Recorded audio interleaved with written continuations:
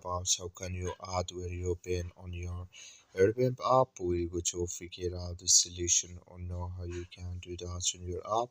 So all you have to do, so you just go down here, click here on profile down here.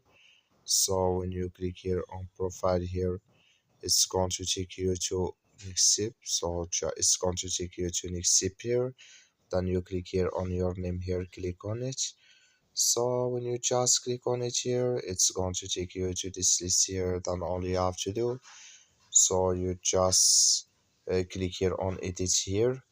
So when you click on edit, it's going to show for you list like this here. Then you go down here, so then you come here to where you've been, click here on this sign. So when you just click on it here and here add where you've been here in this list here, just click on it, then it's going to take you to add pictures here in this list here on your app. So that's all you have to do. Thank you for watching. Don't forget to support us by like and subscribe.